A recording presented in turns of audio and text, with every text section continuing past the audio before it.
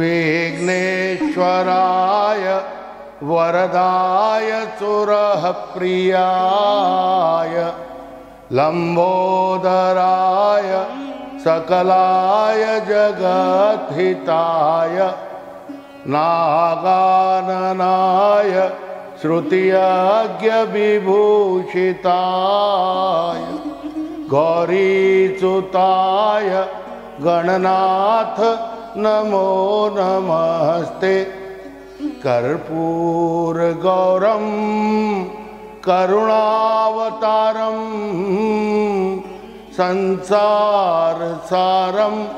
भुजगेन्द्रहारं सदा वसन्तं हृदयारविन्दे भवं भवानी सहितं नमामि। या कुन्देन्दु तुषारहार धवला या शुभ्रवस्त्राव्रता या वीणा वरदण्डमण्डितकरा या श्वेतपद्मासना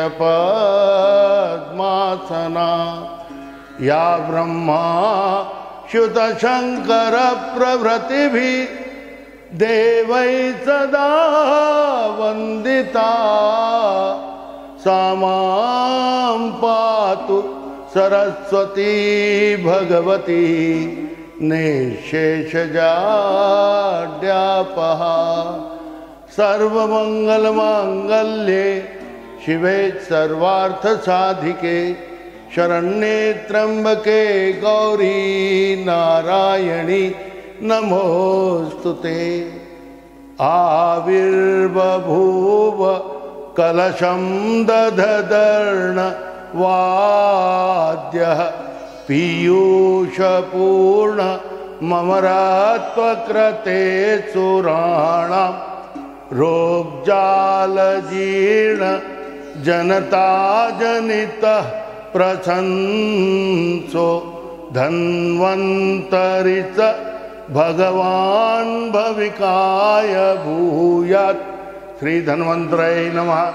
ओम शांति, ओम शांति, ओम शांति।